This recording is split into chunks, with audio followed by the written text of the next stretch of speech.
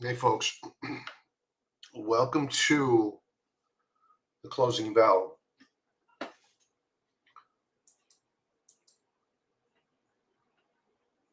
A quick announcement. Away from what people come on because not everybody's going to watch it on the replay. Um, so I'll wait until I see some people on for my announcement. I want to price out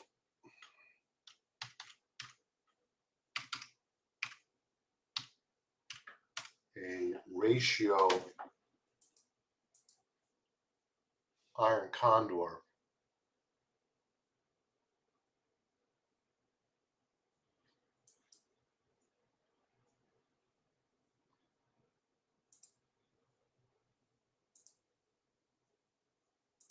I like the way we're rallying into the close. We're going to have resistance above on the Russell 2000 as measured by the IWM in a couple of points, again, as measured by the IWM. So what we did today is I booked profits on the Russell 2000 futures contracts. And let's talk about that. You may be saying, you left money on the table. Yes and no, not really. And I'll tell you why. When you take a look at the chart of the Russell 2000, we're up 3.5%. Rarely do we move like this on the Russell 2000. Doesn't mean it can't move up higher. It most certainly can. I think it's going up to 212.38. So what's the game plan here? Well, I figure that we're going to get a reaction to the downside in the next day or so. I plan on selling a ratio, that's Generac, ratio. It's really synthetic strangle, but it's these zero DTE options are very, very volatile. So I worry about gamma risk. So I put a little bit of insurance on each end just in case. So technically the structure is an iron condor, but what I plan on doing is really a synthetic strangle with the way I'm placing the wings. So we're gonna buy the guts. So we're gonna sell the guts, buy the wings.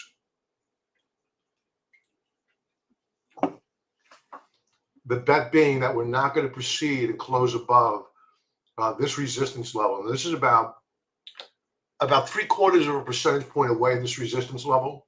I'm going to put my call strike about 1.5% away to give myself some room just in case I'm a little bit too cocky and wrong. But I'm going to sell puts down here. That's a bullish bet. And that's going to be a bigger lot size. So I'll sell, let's say a 30 delta put, but I'm selling a out of the money call spread, but only a 10 delta. So that way I have far more short delta on the put side than I do short delta on the call side. For those not familiar with the heck I'm talking about, delta is the measure of movement for any $1 move on, in this case, the IWM. So if it's a 30 delta, it's moving 30 cents on the dollar. If it's a 10 delta, it's moving 10 cents on the dollar, or 10% and 30%, however you want to slice it. So I want to see how we close here. I'm probably going to do this later on. I'm going to structure it out right now. Now, the announcement I'm going to make, because now we're into the show, normally we do Thursday night stock charts live at 6 p.m. We're going to be doing it at 5 p.m. tonight. I have a conflict. I did not want to cancel it today. It was a pretty big day. So normally I probably would have just said, you know what, cancel tonight. But with the events that have unfolded today, I did not think that was the appropriate thing to do. I want to go live 5 p.m. Eastern Standard Time tonight. Again, not 6 p.m., 5 p.m. Eastern Standard Time tonight. First, let's do a recap of what's going on in the equity markets at current. The bond market. Now, this should be a concern. I talk about this all the time. The yield curve on the day is steepening. Let me do a refresh here. 2-year, wow, 2-year treasuries really dropped 0.12%, but the 10-year yield only dropped 0.04%. That is a major league inversion of the yield curve today. So, no bueno for equities. Does that mean I'm selling my stocks? Not yet. I think that right now, for this short snapshot in time, we have a sector rotation. I've been talking about this for a couple of weeks now. Sector rotation. We went into the day short the Qs, long of small caps. That was a pairs trade. So our bet paid off. Today was like one of the best days out of the year for us. So killed it today. Really killed it today. So I think that this wants to go higher. We are trading above the IWM, trading above the third standard deviation Bollinger Band. Intraday view, 30-minute time frame, IWM. Strong close here. Very powerful close. Now, while I booked profits on the futures contracts that I owned, we still own in our longer term portfolio, a mutual S&P 500, S&P 600 small cap fund. So doing very, very well today, but we are very overbought.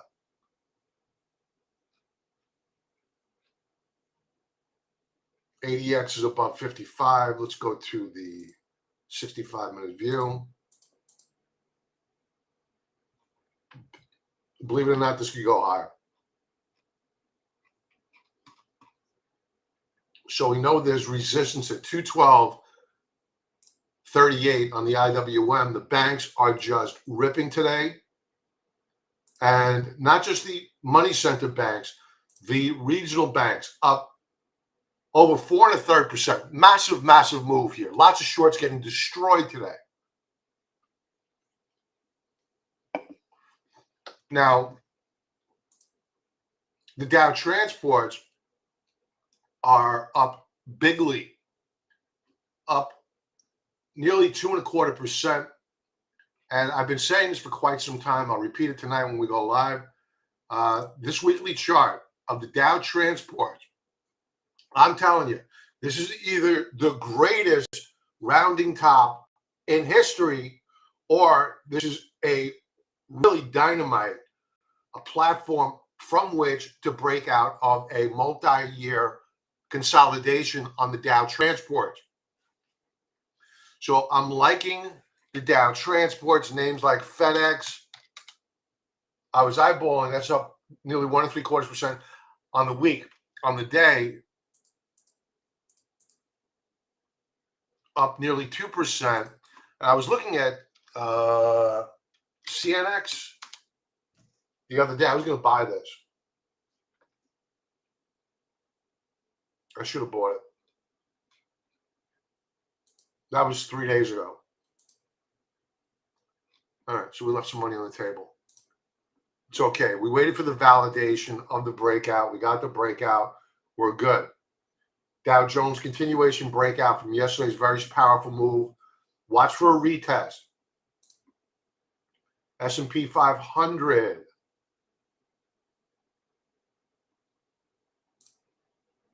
Down 0.75%, holding support. I think this breaks.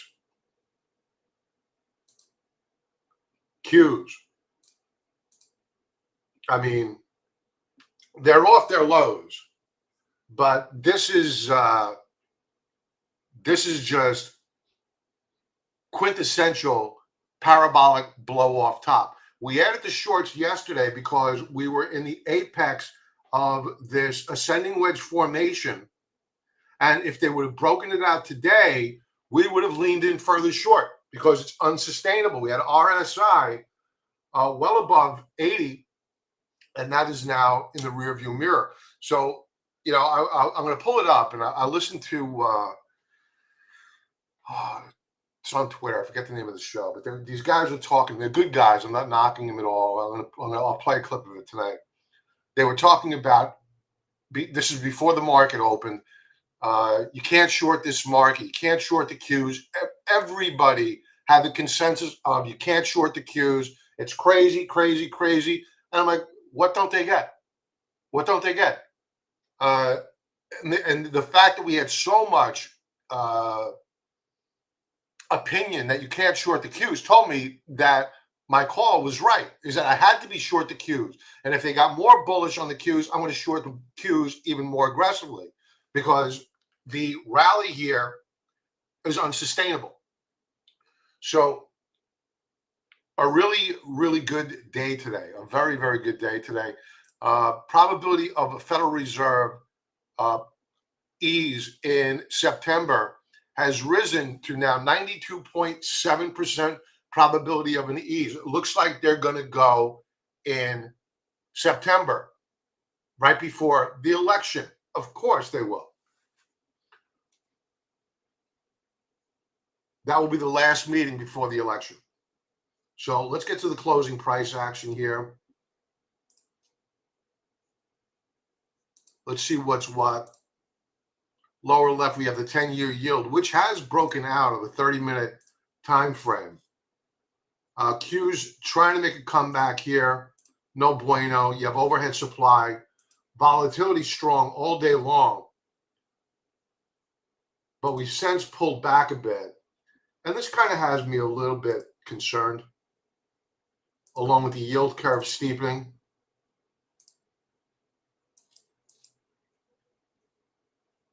Three minutes to close. Good, strong close here on the Russell 2000. Very powerful move higher. Let's structure out a potential trade here. If I do fire this off, it'll be after the close.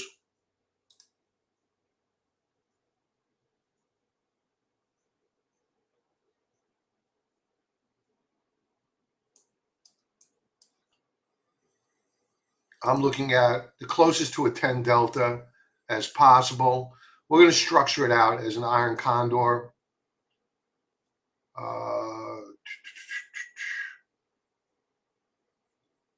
This is our call side strike, 2200. That gets us well above resistance. We're going to put some insurance on top of that. Let's keep it where it is. On the put side, we're looking at because I want to take these shares. I want them assigned to me. And I want a real cheapy insurance policy, because I want the shares, but just in case I'm wrong, I don't want to be overly arrogant, and we'll have a lotto ticket out there just in case things go to hell in a handbasket. So premium collected would be $3,375 on this trade, and that's for 1 day. And that assumes that there's no assignment. So more to come on this, members. I may reduce the count of contracts. I don't think we need to put on that much risk. Maybe half of that.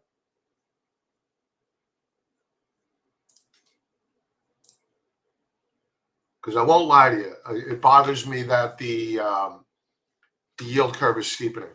I would be a lot more aggressive. Let's do some comments. Franklin, there he is. Talent. Betting the Qs will retest the top. They'll try. Yes. What are your thoughts on the metals? And I believe Gay wants to know. Look at the squeeze on VKTX. VKTX. Love the metals.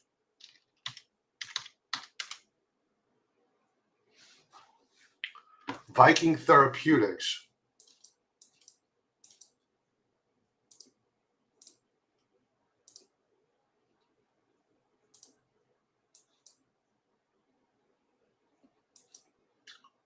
We like E. We on a daily time frame, we have the 8-period moving average rising above the 20-period moving average. This has already begun to fire off. It's still not too late. I think it's a buy. I like the setup here. Our macro trend, of course, we have to address that first. Directionally, is to the upside.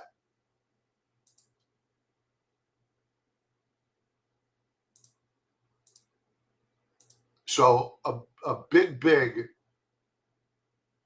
I wouldn't call this, let's just say it's a higher low in a consolidation. I wouldn't call it a bull flag setup, but we're breaking out.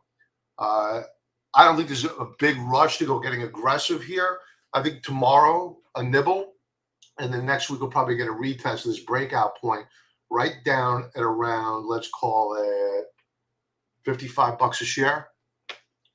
So can add more there. So that's your second addition to your trade. And then once we break out to new weekly higher highs, I would complete the trade and complete my buying. And because that's just the market telling you, hey, listen, the path of least resistance is now to the upside. So you're good to go. Yeah, I think Tesla was down even further early in the day.